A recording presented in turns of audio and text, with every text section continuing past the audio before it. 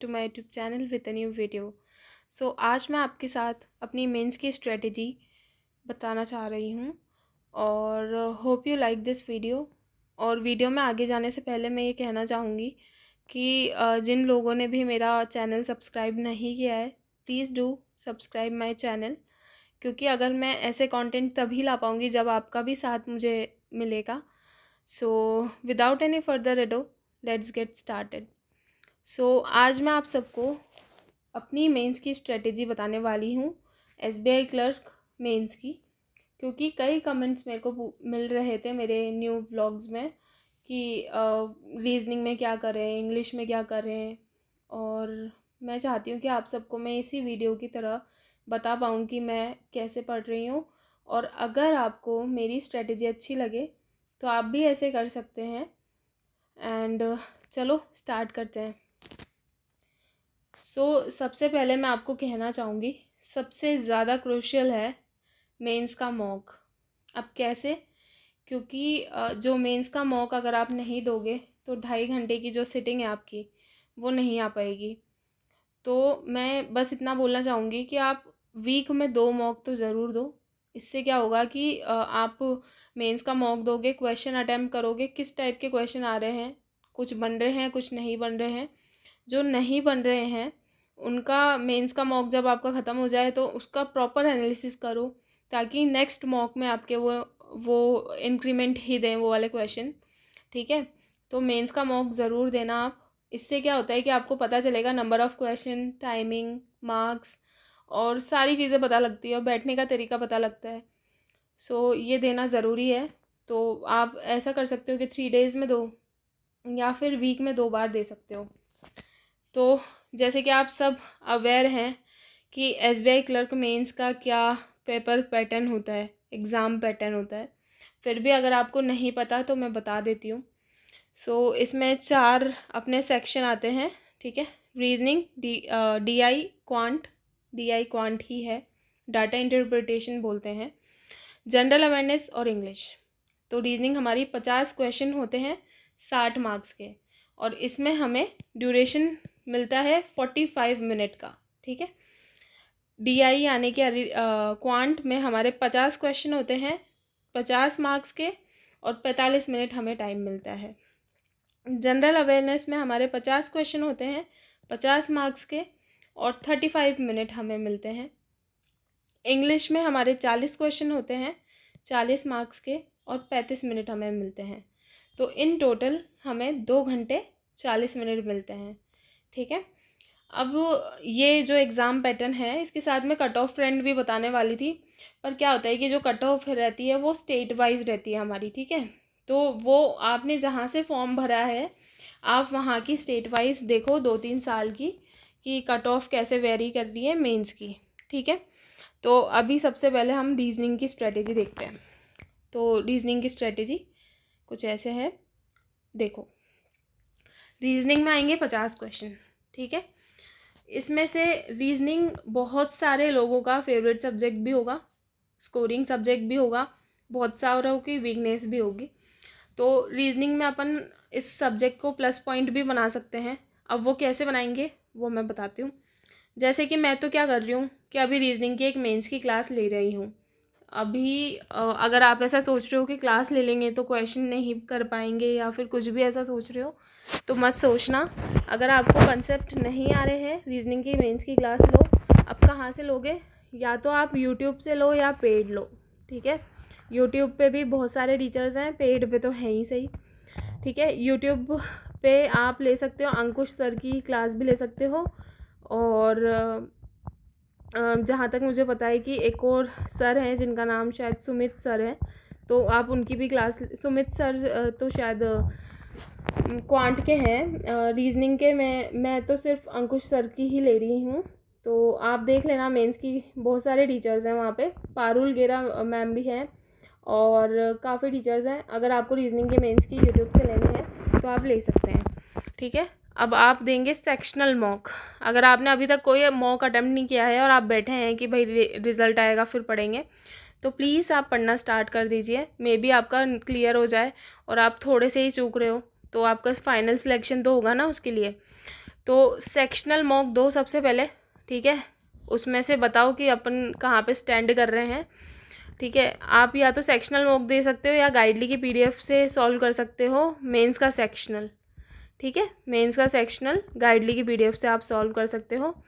सो ये दो, इसमें मार्क्स कितने आते हैं उसके हिसाब से अपना तैयार करो कि हमें क्लासेस लेने चाहिए या प्रैक्टिस ही करनी चाहिए। अब फिर मैं क्रिटिकल रीजनिंग के लिए भी मैं क्रिटिकल रीजनिंग को पढ़ ही रही हूँ।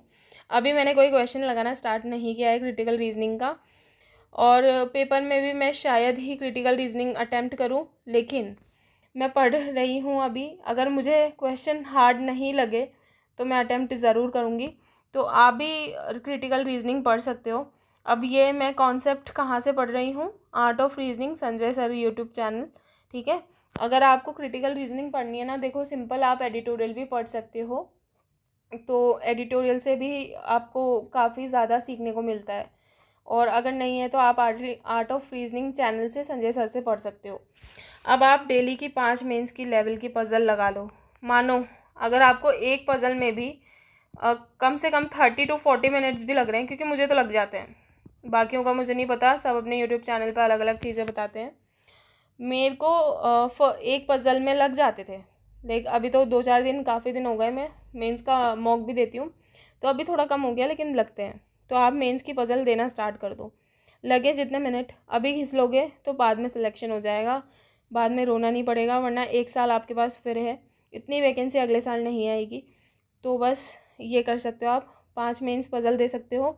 अब ये या और स्कोर बूस्टर वाली पीडीएफ गाइडली की होती है, गाइडली का बंडल पीडीएफ ले लो, देखो बहुत ज़्यादा प्लस पॉइंट है उसमें। स्कोर बूस्टर मेंस के नाम पे आती है, ठीक है। तो उसके पीडीएफ सॉल्व कर सकते हो आप मेंस के लिए। और सबसे इम्पॉर्टेंट चीज़ है प्रीवियस ईयर के क्वेश्चन, ठीक है। इससे अपन को पता चलता है कि कितने क्वेश्चन कैसे आ रहे हैं हमारे, तो प्रीवियस ईयर के ज़रूर देखना, ठीक है। तो ये तो रही मेरी रीजनिंग की स्ट्रेटेजी। अब इंग्लिश की, इसमें अगर आप थोड़ा हार्डवर्क कर लेंगे तो ये सब्जेक्ट हमें सिलेक्शन दे देगा। क्यों? क्योंकि 40 क्वेश्चन है हमारे पास, ठीक है। अगर आपने 25 या 30 भी सही कर दिया ना, तो आप देख लो कितना मार्जिन ले रहा है इंग्लिश, ठीक है। इंग्लिश इज़ अ लैंग्वेज, बहुत सारे इसको एज अ सब्जेक्ट पढ़ते हैं, लेकिन इंग्लिश इज़ अ लैंग्वेज, ठीक है। रिमेनिंग डेज में आप क्या कर सकते हो इंग्लिश के लिए? सबसे ज़्यादा तो आप एक रोज़ एडिटोरियल की क्लास ले सकते हो, ठीक है। और परफेक्शन की क्लास ले सकते हो। अब परफेक्शन अगर आपके पास पेड बैच नहीं है तो आप यूट्यूब से, या फिर पेड है तो यस ऑफिसर से कर सकते हो। यूट्यूब पे भी काफ़ी सारी क्लासेस हैं परफेक्शन की। और उसके बाद इंग्लिश का सेक्शनल दे सकते हो। इंग्लिश के सेक्शनल देने से आपको पता लगेगा कि आपकी इंग्लिश कितनी अच्छी है। और सेक्शनल तो 2 ही यार, सबके सारे तीनों सब्जेक्ट के सेक्शनल 2, अगर आप मॉक नहीं दे रहे हो तो, ठीक है। और पीडीएफ से प्रैक्टिस कर सकते हो, और प्रीवियस ईयर मेमोरी बेस से भी कर सकते हो आप, ठीक है। तो इससे क्वेश्चन पता चलेंगे कि किस टाइप के आते हैं। अब फिलर्स आते हैं, मैच द कॉलम आते हैं, स्पॉट द एरर आते हैं, काफ़ी चीज़ें आती हैं, तो वो सब आपको पता लगेगी कि मेंस में मेमोरी बेस्ड अगर आप पेपर सॉल्व कर रहे हो तो। और लास्ट थिंग है मेडिटेशन, क्योंकि this is the main cause कि अगर आप मेडिटेशन करते हो तो प्लस पॉइंट ही रहता है, बहुत ज़्यादा हेजिटेशन नहीं होती चीज़ों को लेके। और फिर अब ये क्वांट की स्ट्रेटेजी, मेरी अपनी स्ट्रेटेजी ही बता रही हूँ सारी मैं। तो क्वांट मेंस की क्लास लो, अगर नहीं आता तो, ठीक है। मुझे तो नहीं आता, तो मैं अब तो अभी मेंस की ही क्लास ले रही हूँ, क्वांट की डेली लेती हूँ एक, और सर के साथ ही सॉल्व करती हूँ, या फिर क्वेश्चन प्रैक्टिस कर लेती हूँ जब क्लास हो जाती है। पोस्ट करके क्वेश्चन सॉल्व करने की कोशिश करती हूँ, नहीं आता है सर का सॉल्यूशन देखती हूँ, ठीक है। अब प्रैक्टिस करेंगे हम अरिथमेटिक के क्वेश्चन। अब या तो आप गाइडली ले लो, गाइडली का बंडल पीडीएफ इतना महंगा भी नहीं है, और या फिर आप किसी भी यूट्यूब क्लास खोल लो। अब क्वांट के तो बहुत सारे टीचर्स हैं, हर्षल सर हैं, ठीक है, मीनाक्षी मैम हैं, आशीष अरोड़ा सर हैं। देखो पर्सनली मैं बताऊं तो मैं क्वांट सिर्फ और सिर्फ आशीष अरोड़ा सर से ही कर रही हूँ, क्योंकि मुझे उनका समझ में आता है। आप भी कर सकते हो, उनका तरीका बहुत ईजी रहता है। और हर्षल सर सब देख रहे हैं तो आप उनको भी देख सकते हो। अब सेक्शनल मॉक देना है हमें क्वांट पे, ठीक है। और ये कुछ टॉपिक हैं, इनके डेली क्वेश्चन लगाने हैं, ठीक है। ये number system, quadratic equation, root based equation और सीरीज़, ठीक है। नंबर सिस्टम और क्वाड्रेटिक इक्वेशन की क्लास ही देख लेना कि भाई क्या क्या नई नई चीज़ें इसमें ऐड होती रहती है। डेली प्रैक्टिस करो इन सब चीज़ों की, ताकि आपकी एक कंसिस्टेंसी बिल्ड रहे। और फिफ्थ पे आपको डेली के डेली क्या करना है मेंस के लिए क्वांट में, कि आप रोज़ के रोज़ अरिथमेटिक के मिक्स्ड क्वेश्चन बनाओ, ठीक है। मिक्स्ड क्वेश्चन बनाओ, हर एक टॉपिक से बनाओ, ठीक है। नहीं मिल रहे हैं खोजो कि कहाँ कहाँ है, वहाँ से बनाओ, पर बनाओ। क्योंकि अरिथमेटिक आपको, अगर आपका SBI PO प्री का भी पेपर है उसमें भी प्लस पॉइंट दे रही है आजकल तो, क्योंकि बहुत हार्ड आने लग गई है क्वांट। तो आप कर सकते हो, अरिथमेटिक कर सकते हो। आप क्या करो कि आप टाइमर लगाओ, ठीक है। डेली टाइमर लगाओ, ठीक है। उसमें लिमिटेड क्वेश्चन लो, अपने 20 क्वेश्चन लो, ठीक है। उसका टाइमर लगाओ 15 मिनट का, ठीक है। पूरी कोशिश करो कि उन 15 मिनट में अपने 20 क्वेश्चन बने, ठीक है। 15 मिनट तो मैं बहुत ज़्यादा ही बता रही हूँ, मतलब ठीक है। 15 मिनट आइडियल टाइम नहीं है, 25 या 30 मिनट ले लेना। तो उसमें क्वेश्चन लगाओ मिक्स्ड क्वेश्चन अरिथमेटिक के। इससे तो दो चीज़ें सही होगी। एक तो अगर आपके पास DI आ गई अरिथमेटिक बेस्ड, तो वो भी हो जाएगा, और अरिथमेटिक के क्वेश्चन से अरिथमेटिक भी इजीली आपसे सॉल्व होंगे जो मेंस के रहते हैं, ठीक है। तो बस मेरी यही स्ट्रेटेजी रहने वाली है आगे के एग्ज़ाम के लिए, जो कि मेरा है SBI क्लर्क मेंस, और SBI PO प्री भी मेरा अभी हुआ नहीं है। सो होप कि आपको ये स्ट्रेटेजी अच्छी लगी होगी। आपसे एक चीज़ बोलना चाहूँगी कि सबकी स्ट्रेटेजी अलग होती है, अपनी खुद की बनाओ। मेरे से आपको जो भी ऐड लग रहा है इन सब चीज़ों से ऐड, अगर आपको कुछ करना है आप कर सकते हो, लेकिन स्ट्रेटेजी अपनी खुद की होनी चाहिए, ठीक है। स्ट्रेटेजी खुद की होनी चाहिए। और that's it for this video. अगर आपको और भी कुछ क्वेरीज हों तो आप मेरे को कमेंट सेक्शन में पूछ सकते हो, मैं सबका रिप्लाई देती हूँ। And thank you so much.